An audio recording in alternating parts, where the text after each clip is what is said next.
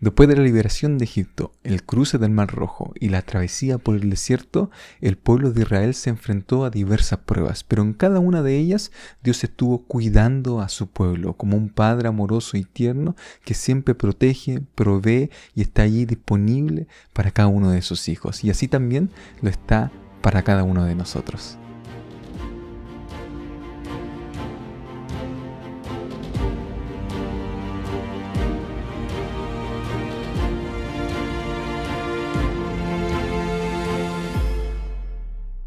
Hola a todos, bienvenidos a Escuela Sabática Simple. Estoy contento de poder verlos nuevamente y estamos acá juntos para poder estudiar más de la palabra del Señor. Hemos ido avanzando en el estudio de la lección de Escuela Sabática y ya nos encontramos en la lección número 7, donde el título es El pan y el agua de vida. Y esto es una reflexión acerca de que Cristo es realmente el pan y el agua de vida, pero también Dios en medio del desierto le proveyó de estos elementos básicos a su pueblo Israel. El versículo para memorizar se encuentra en Éxodo capítulo 16, versículo 28 al 30, y dice así: El Señor le dijo a Moisés: ¿Hasta cuándo se negarán a guardar mis mandamientos y mis leyes? Miren que el Señor les dio el sábado.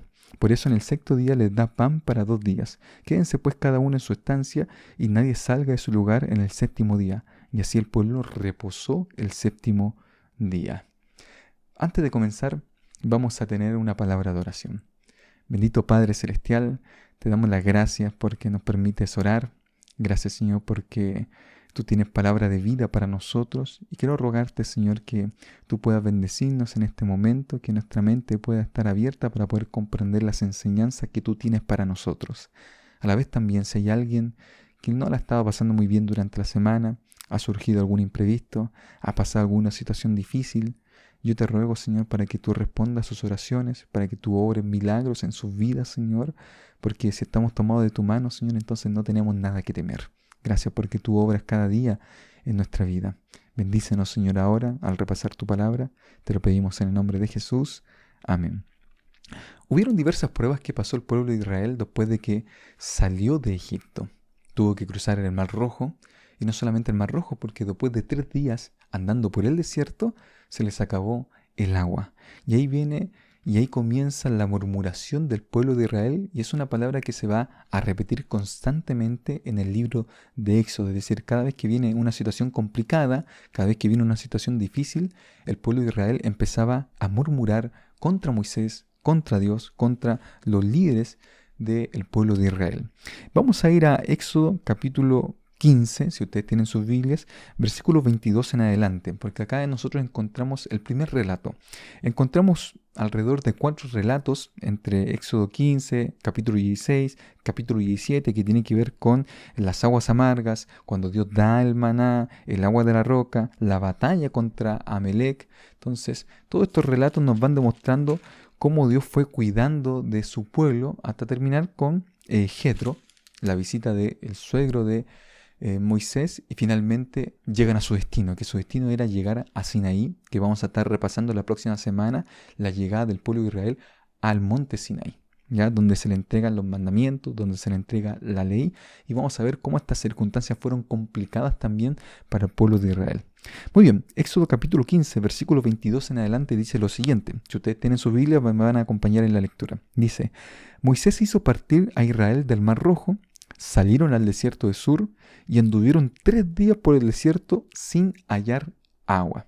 Es decir, imagínense, 3 días son más de 2 millones de personas allí, sin encontrar ni una gota de agua. Entonces llegaron a Mará, porque estaban sedientos, y cuando llegaron a Mará se dieron cuenta de que había agua. Pero pasó lo siguiente: pero no pudieron beber las aguas de Mará porque eran amargas, por eso le pusieron el nombre Mará. Y ahí comienzan entonces los problemas. Es decir, estamos ilusionados porque vemos aguas, pero de repente cuando llegamos a las aguas vemos que están amargas, y dice el versículo 24, y el pueblo se puso a murmurar contra Moisés. La palabra murmurar es la palabra lun, y como ya mencioné, desde aquí es la primera vez que se menciona y se va a comenzar a repetir constantemente en todo el Éxodo, ya en toda la travesía, y en el libro de Números que cuenta la travesía de Israel por en medio del desierto durante 40 años, se repite la palabra lun, es decir, el pueblo constantemente murmuraba. Y uno podría decir, después de ver tantos milagros, después de ver cómo caían las plagas durante Egipto, después de ver cómo Dios protegió en la Pascua a sus primogénitos, después de cruzar el Mar Rojo, ¿por qué el pueblo murmuraba? Y esto tiene que ver con la espiritualidad de las personas, es decir, con la correcta relación con las personas. Recién Israel estaba aprendiendo quién era su Dios verdadero. Habían escuchado que era el Dios de Abraham, de Isaac, de Jacob, de sus patriarcas, pero no lo habían experimentado hasta ese momento. Y vivir por fe no es una cosa fácil. Es decir, cuando tú te ves en una situación complicada, como no tengo agua, cuando pasas por una prueba difícil, cuando pasas por una situación que realmente te está complicando la vida, es en ese momento donde tu fe es probada y lamentablemente muchos cristianos no tienen la fe fuerte para poder avanzar. Y eso pasó con el pueblo de Israel, es decir, comenzaron a murmurar, lun. Esto llega hasta Josué. En Josué solamente se menciona una vez la palabra murmurar y desde ahí en adelante el pueblo de Israel dejó de murmurar. Pero empezaron una serie de apostasías ya para los tiempos de los jueces y para los tiempos también de los reyes. Pero acá nosotros tenemos que el pueblo de Israel murmuraba. Entonces le dijeron, ¿qué hemos de beber? ¿Qué vamos a tomar? Versículo 25. Entonces Moisés clamó a Jehová y Jehová le mostró un árbol. Entonces, esto es interesante porque clamor y respuesta, es decir, Moisés clama, Moisés ora, Moisés le pide a Dios algo y Dios muestra, y Dios va, ¿cierto?, respondiendo a las oraciones. Esa relación constante entre que Moisés intercede por el pueblo, va ante Dios y Dios siempre va mostrando, va guiando, es paciente para con su pueblo. Entonces Dios mostró un árbol, la echó en las aguas y las aguas se endulzaron. Como queriéndole decir al pueblo de Israel, miren, esto es sencillo, o sea, ¿para qué se hacen problemas con esto? Si ustedes saben que yo hice cosas más grandes, toma el árbol, lo echan en el agua y listo. Ahora tienen para beber agua. O sea, ¿para qué se preocupan tanto? Si realmente Dios siempre va a proveer. Y esta es una enseñanza que Jesús dejó después cuando menciona su discurso en el Sermón del Monte y habla acerca de cómo tiene que vivir el verdadero cristiano. Y el verdadero cristiano mira a las aves que no se preocupan de su alimento porque Dios provee su alimento, mira las flores porque Dios, ni aun Salomón se vistió como se visten las flores del campo y Dios así viste las flores. Es decir, el cristiano tiene que buscar primeramente el reino de Dios y su justicia y todo lo demás le será añadido. El cristiano no tiene que vivir con preocupaciones. El cristiano no tiene que vivir con ansiedad. Porque finalmente si uno es obediente, si uno es trabajador, si uno da lo mejor de sí, Dios siempre va a proveer. Claro que podemos pasar por momentos difíciles, pero tenemos que tener la seguridad de que Dios siempre va a proveer. Entonces miren lo sencillo, miren lo que hizo Dios. Árbol, listo, en el agua y ahí está, aguas dulces para el pueblo de Israel. No se preocupen, para mí esto no es nada. O sea, yo ya los liberé. Siempre les voy a proveer porque yo soy su Dios. Era una de las enseñanzas que le quería dejar Dios. Pero Dios es paciente con su pueblo. ¿Ya? Dios es, yo diría, extremadamente paciente con su pueblo porque cada vez que venía una dificultad, inmediatamente el pueblo murmuraba y Dios ahí respondía y proveía lo necesario para su pueblo. Y esto se va a volver a repetir más adelante. Entonces dice acá, termina el versículo 25 diciendo, allí les dio estatutos y ordenanzas y allí los probó. ¿Ya? Cuando Dios prueba al pueblo de Israel siempre es algo positivo, es decir, Dios quiere ver cómo está la salud espiritual de su pueblo. Dios quiere ver, ¿cierto?, cuán fieles son ellos y cuánta fe tienen en lo que Él puede darles. Entonces Dios probó a su pueblo y lamentablemente el pueblo no tenía la suficiente fe, pero ahí viene una promesa, ¿ya? Y ahí les va a decir esta promesa, versículo 26. Les dijo, si escuchas atentamente la voz de Jehová tu Dios y haces lo recto delante de sus ojos y das oídos a sus mandamientos, que después los van a dar, y guardas todos sus estatutos, ninguna enfermedad de las que envié sobre los egipcios traeré sobre ti, porque yo soy Jehová tu sanador. Es decir, yo soy Jehová quien va a sanarte. Y esto viene inmediatamente unido al relato de las plagas. Es decir, ninguna de las plagas que habían caído sobre Egipto iban a caer sobre el pueblo de Israel. Pero también nosotros podríamos verlo desde una perspectiva médica, ¿ya? Es decir, desde el ámbito de la salud, ¿ya? Cuando uno se consulta, por ejemplo, cuál era el promedio de vida de los egipcios, inmediatamente se va a arrojar que el promedio de vida de los egipcios era entre 40 y 50 años. Pero el pueblo de Israel era un poco distinto por su sistema y por eso estatutos, gobernanzas, leyes, por su sistema de alimentación. Ya no comían carnes inmundas, y acá Moisés lo va a repasar después más adelante con el pueblo de Israel, por su sistema de higiene también en medio del desierto. Es decir, de las 605 leyes que nosotros encontramos en el Pentateuco, 300 o más de 300 hacen referencia solamente a estatutos que tienen que ver con leyes de salud, de higiene personal, ¿ya? Y esto va a ser clave para la prosperidad del pueblo de Israel. Por eso el promedio de edad, según Salmo 90, cuando Moisés habla, nos dice que los más robustos llegan hasta los 80, los 90 años. Entonces, en comparación con Egipto, el promedio de edad o la esperanza de vida del pueblo de Israel era mucho mayor sobre el pueblo de Egipto. Por lo menos unos 20, 30 años más vivían ellos que los egipcios, por su alimentación, por su estilo de vida, por su sistema de higiene, por lo que Dios le había mostrado a Israel en su sistema de leyes de salud, ya de cuidado de la salud. Entonces esto tiene que ver también para nosotros en la aplicación de hoy en día, es decir, si nosotros obedecemos los mandamientos del Señor, somos fieles, Él es nuestro sanador y nosotros no tenemos que preocuparnos de nada. Y Él nos dejó elementos básicos para poder alimentarnos, para poder llevar un estilo de vida saludable. Ahí están los 8 remedios naturales que a nosotros nos enseñan a poder estar mejor, ¿ya? Es decir, a poder tener salud y no enfermarnos. No, ¿cierto? Vivir con las consecuencias graves de una enfermedad que puede cambiarle la vida a cualquier persona. Es decir, por un mal cuidado de una enfermedad, por un mal estilo de vida, por una mala alimentación, uno puede tener cualquier enfermedad y estas enfermedades se van agravando en la vida de la persona. Algunas son crónicas, es decir, una vez diabético, una vez hipertenso, para siempre hipertenso, y allí nosotros tenemos que cuidarnos porque Dios desea nuestra salud. Por eso Él dice acá, yo soy tu sanador. Es decir, Dios se preocupa de la salud de su pueblo y nosotros tenemos que obedecer las leyes de salud que el Señor nos deja a cada uno de nosotros. Y también, obviamente, la perspectiva del cual está hablando el texto bíblico tiene que ver con las plagas de Egipto. Es decir, nada de lo que envié para Egipto voy a enviar a ti, porque tú me estás obedeciendo. Termina el versículo 27 del relato diciendo lo siguiente: después llegaron a Elim, donde había 12 fuentes de agua y 70 palmeras, y acamparon allí junto a las aguas. Yo no sé cómo ustedes leerán el texto, pero a mí esto me parece, no sé, como una ironía, ¿no? Porque miren, después llegaron a Elim. Y cuando llegaron a Elim, ¿cuántas? Habían 12 fuentes de agua, es decir, no había una, habían 12 fuentes, 70 palmeras para que ahí no les llegara el sol tan fuerte. Y acamparon allí junto a las aguas. Es decir, o sea, Dios siempre tiene el mejor destino para su pueblo. Las cosas siempre van a terminar bien.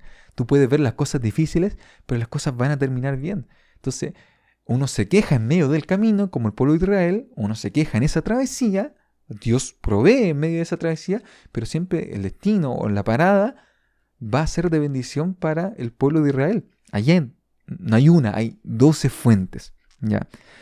Y después viene otra cosa, ¿ya? Después viene otro relato que tiene que ver ahora con la alimentación, con el maná. Y nuevamente el pueblo de Israel vuelve a murmurar, es decir, el mismo problema de siempre. Dice el versículo 1 del capítulo 16. Partió luego de Elim toda la congregación de los hijos de Israel y llegó al desierto de Sin, que está entre Elim y Sinaí, a los 15 días del segundo mes después de su salida de la tierra de Egipto.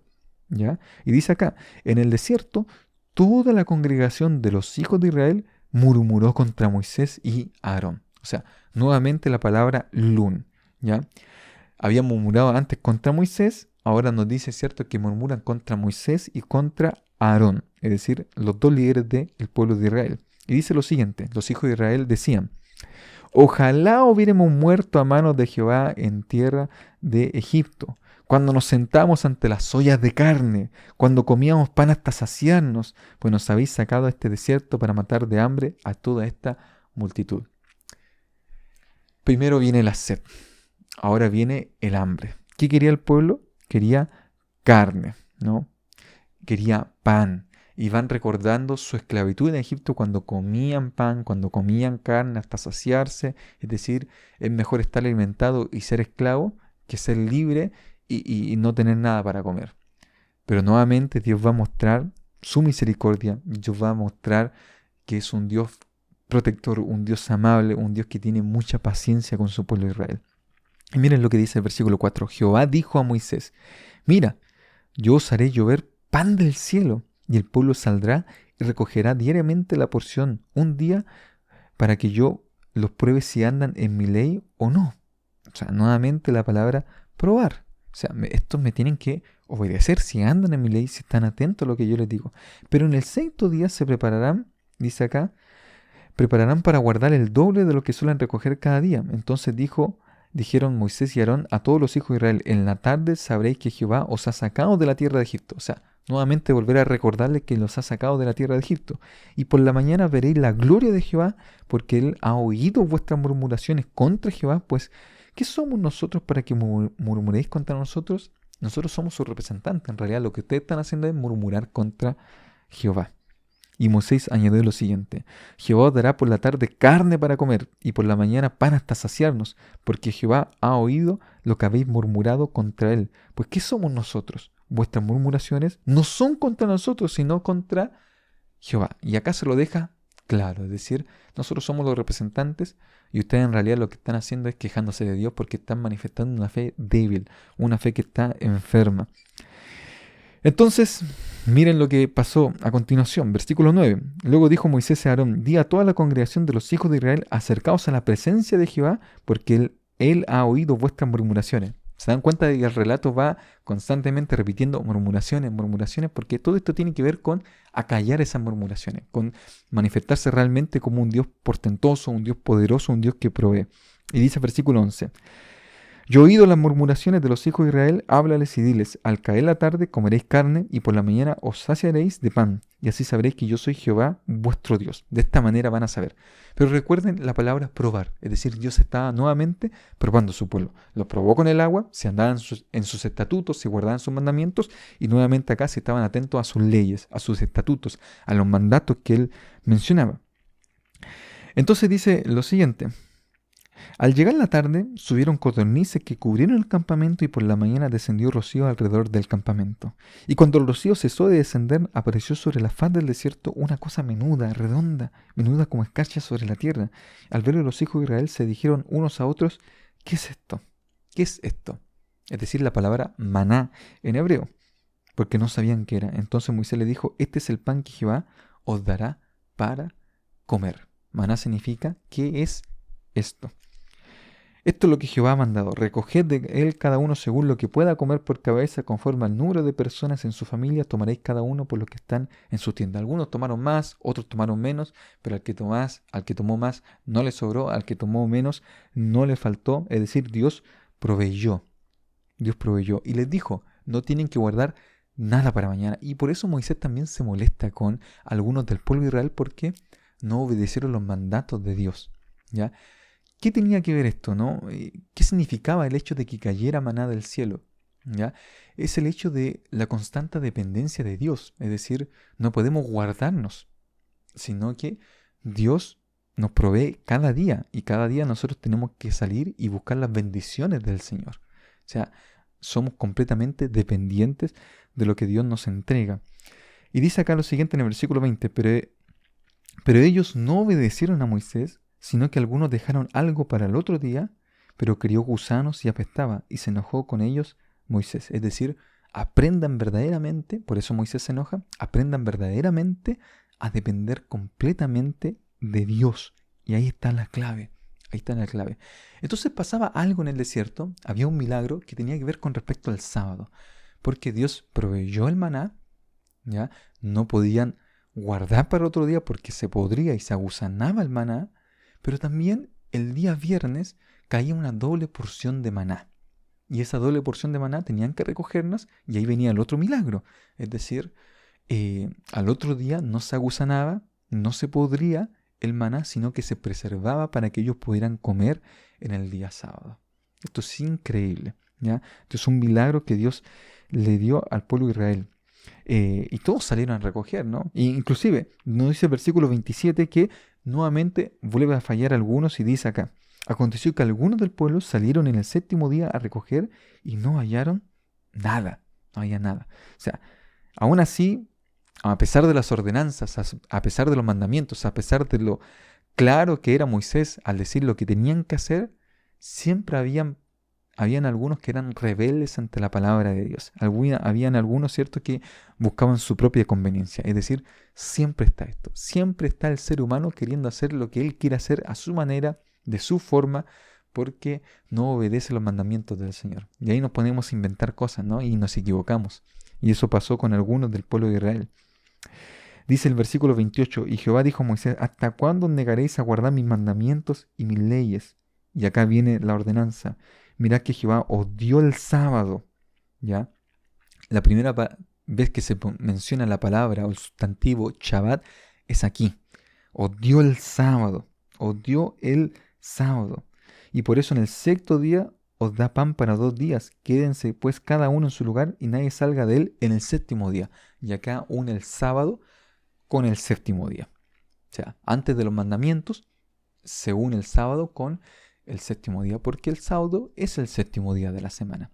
Y en ese día nosotros debemos resguardarlo porque es el día del Señor y el Señor bendice a su pueblo en el séptimo día y les da todo lo que ellos necesitan. Por eso no es necesario trabajar, sino que Dios es el proveedor de su pueblo, ¿ya? Dios les entregó todo y era una enseñanza para el pueblo de Israel para que ellos comprendieran lo sagrado que era el día sábado. Es decir, un sábado era un día apartado, era un día distinto. Sale el sol por el mismo lugar, se esconde en el mismo lugar, son las mismas 24 horas, es exactamente lo mismo, pero el hecho de que el sábado fue un día bendecido desde la creación, fue un día santificado, es decir, fue un día apartado, ya lo hace distinto porque tiene las marcas distintivas de Dios, ¿ya? Y hay un problema con respecto al apetito. La lección de escuela sabática menciona que la primera tentación tuvo que ver con el apetito, ¿no? La mujer comió. Por ejemplo, Esaú también vendió su primogenitura por un plato de legumbres, por un plato de lentejas. Entonces hay una relación. Cuando Jesús fue tentado en el desierto, también Satanás lo tentó después del ayuno de Jesús con comida. Es decir, los seres humanos podemos caer solamente por la comida. Tenemos que cuidar nuestro apetito. Y ya se nos habla en el libro de Proverbios del pecado de la gula también. Es decir, hay un problema con el apetito y el ser humano debe aprender a controlar su apetito, debe aprender, ¿cierto?, a dominarse a sí mismo, porque eso es causa también de muchos problemas, de muchas tentaciones y de mucho, ¿cierto?, pecado como la gula y de muchas enfermedades, es decir, consecuencias de no tener ese dominio propio. Nuestra sociedad está enferma producto de una mala alimentación, producto de que nosotros no nos cuidamos, producto de que nosotros no nos alimentamos de la manera correcta o nos sobrealimentamos, porque uno de los pecados de Sodoma es el pan de sobra. Entonces nos sobra cierto alimento y ahí viene el pecado de la gula. Entonces no. ¿Ya? Nosotros tenemos que cuidarnos y Dios tenía que proveer lo necesario y lo justo para su pueblo y nadie tenía que guardar de más solamente en el día sábado porque Dios era el proveedor. No sabemos en qué consistía el maná, no sabemos lo que realmente era el maná, pero seguramente tenía todos los nutrientes, todos los minerales que el cuerpo necesitaba para poder tener fuerza cada día y poder seguir caminando en esa travesía en el desierto hasta el Sinaí y luego hasta la tierra prometida, ¿ya?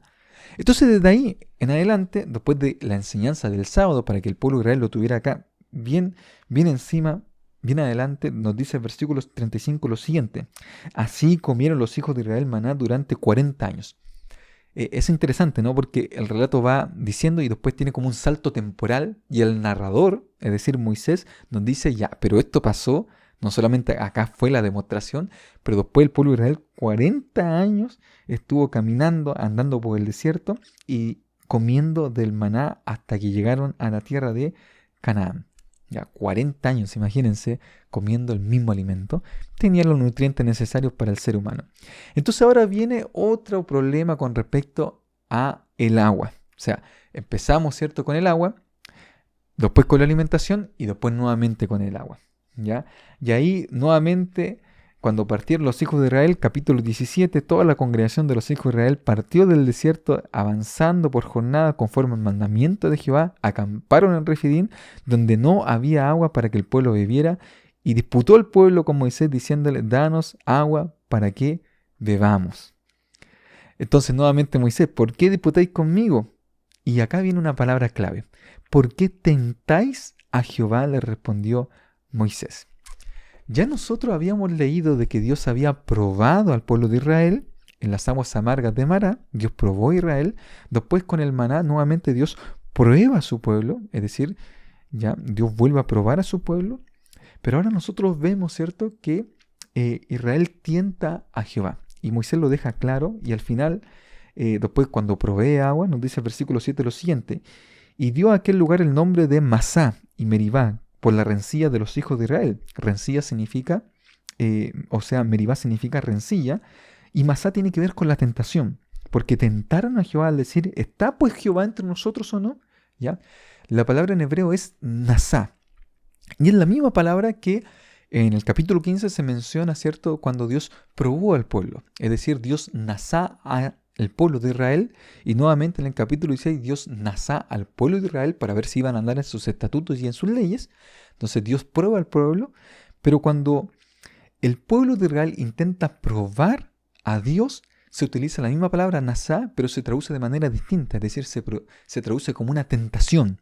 ¿Ya? No sé si se logra entender. Dios nasá a su pueblo es probar a su pueblo para ver si andan en sus mandamientos, pero cuando el pueblo de Israel nasá a Dios, se traduce como una tentación porque realmente demuestran su incredulidad. Por eso dice acá al final, ¿cierto?, de esta sección, ¿está pues Jehová entre nosotros o no? Porque demuestran que les falta fe, demuestran su incredulidad, están dudando de la palabra del Señor. Entonces cada vez que cada vez que nosotros intentamos probar a Dios, en realidad estamos desconfiando de lo que Dios ya mencionó en su palabra. Porque si Dios dijo que les iba a proveer, si Dios dijo que le iba a dar algo, si Dios prometió algo en su palabra, es porque Dios lo va a dar. Entonces nosotros no tenemos por qué dudar y decir, no, a ver, veamos, ¿cierto?, si Jehová ahora puede hacer algo. Es simplemente tentar a Jehová, tentar a Jehová. Es decir, en otras palabras, cada vez que las personas, ¿cierto?, le ponen una prueba a Dios, le ponen un desafío a Dios, esto finalmente es demostrar que a nosotros nos falta fe, porque Dios demostró que Él siempre va a proveer, Dios siempre va a estar ahí con nosotros. Dios siempre, ¿cierto? Y si Él lo dijo en su palabra, es porque Dios lo va a hacer. Cada vez que la persona dice, no, es que si Dios me da esto, entonces yo me voy a entregar a Dios, en realidad estamos demostrando incredulidad, estamos tentando a Jehová. Cada vez que las personas dicen, no, es que si Dios, ¿cierto?, me otorga esto, entonces yo me voy a bautizar, no, estamos tentando a Jehová. Pero ¿por qué entonces Dios a veces responde esas oraciones? ¿Por qué si uno le pide, no, yo espero, ¿cierto?, que Dios sana a mi hijo, y si Dios lo sana, entonces voy a entregarle mi vida por completo a Él? Y a veces Dios sana, ¿no? Dios hace ese milagro. ¿Por qué Dios lo hace? Dios lo hace porque en realidad tiene misericordia de nosotros.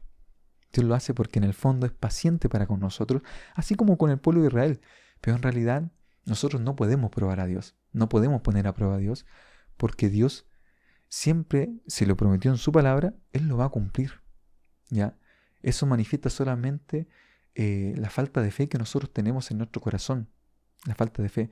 La única vez que se menciona que nosotros podemos probar a Dios de una manera positiva es cuando Dios nos dice, pruébenme en esto que tiene que ver relación con los diezmos y las ofrendas. Es decir, ahí Dios dice, pruébenme, a ver si yo no abro las ventanas de los cielos y los bendigo grandemente. Es decir, en ese contexto nosotros podemos probar a Dios. Porque ahí Dios dice, pruébenme y vean y experimenten. A ver si yo no los bendigo. A ver si ustedes deciden ser fieles, yo no abro las ventanas y les doy mi bendición, pero completamente para que ustedes puedan estar bien. En ese contexto, probar a Dios es positivo para las personas. Es positivo para nosotros, es positivo para nuestra vida.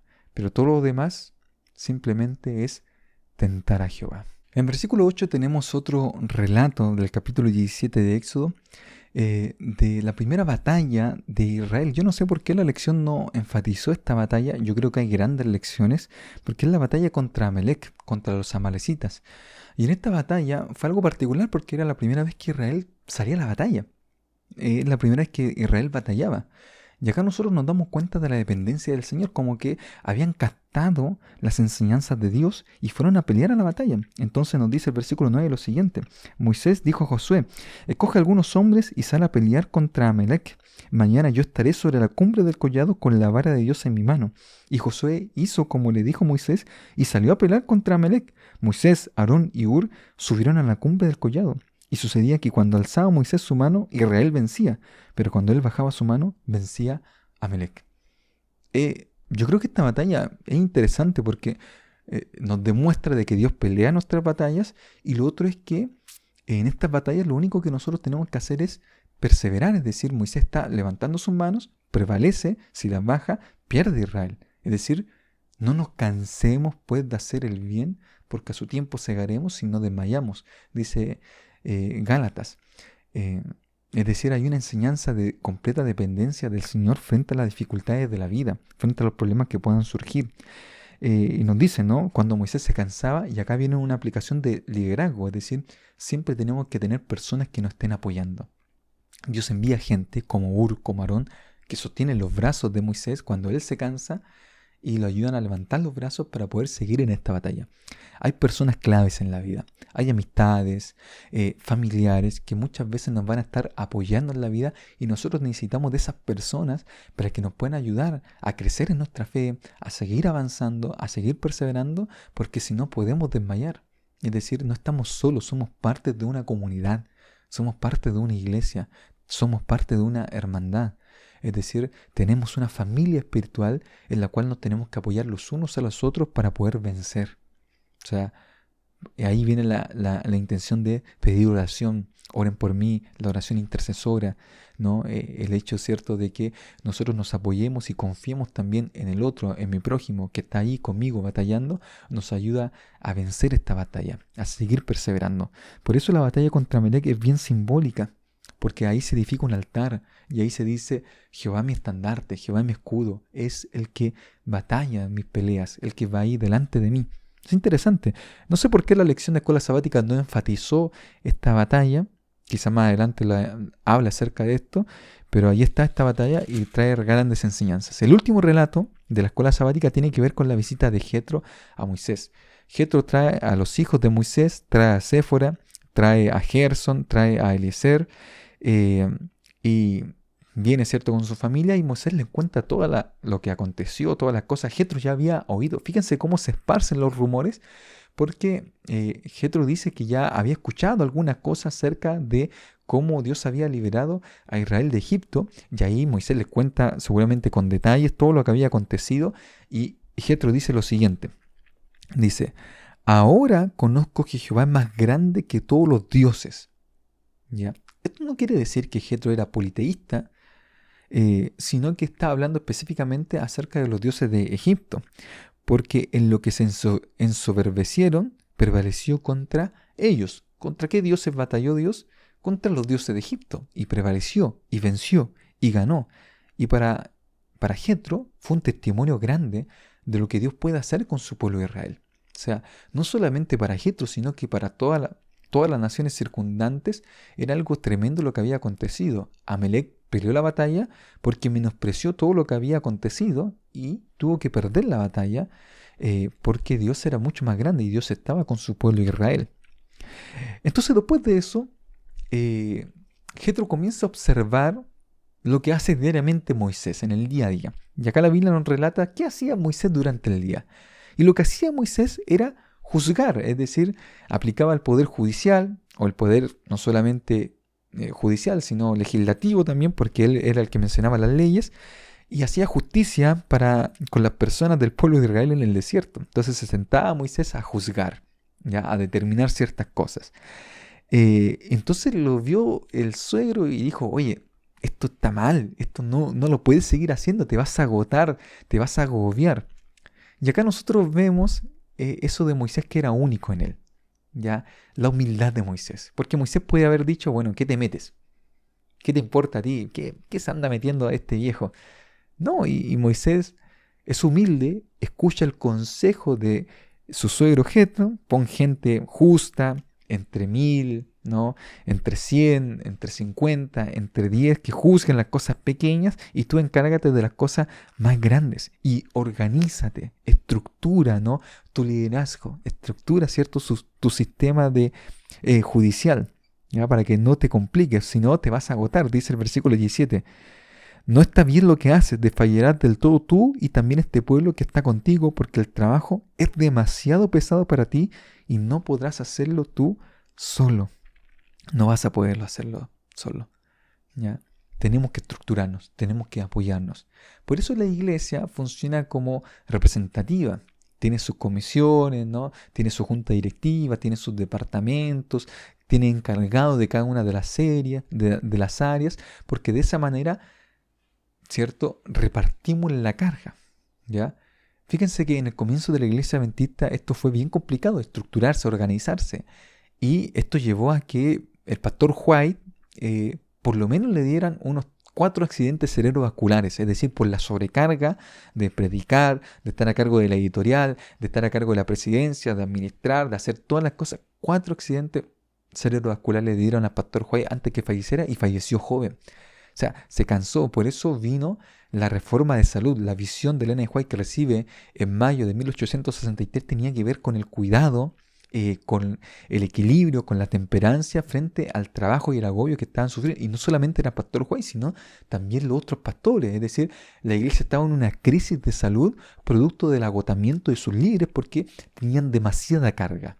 Entonces la iglesia se estructura en 1863 y se comienzan a repartir las cargas, se comienzan a repartir las posiciones de liderazgo para que surgieran nuevos líderes y de esta manera la iglesia pudiese avanzar en el cumplimiento de su misión. Es decir, no fue fácil para la iglesia adventista en sus inicios. La mayor carga se la llevaba Ellen White, Jaime White, Joseph Bates y por eso se enfermaron y ahí viene cierto todo lo que yo les mencioné. Entonces, a Moisés se le da este consejo, él lo toma y realmente fue un alivio para Moisés, ¿ya? Fue algo, ¿cierto?, bueno para su vida. Nos dice el versículo 27 lo siguiente: luego Moisés despidió a su suegro y éste se fue a su tierra. Y ahí termina el relato del capítulo 18.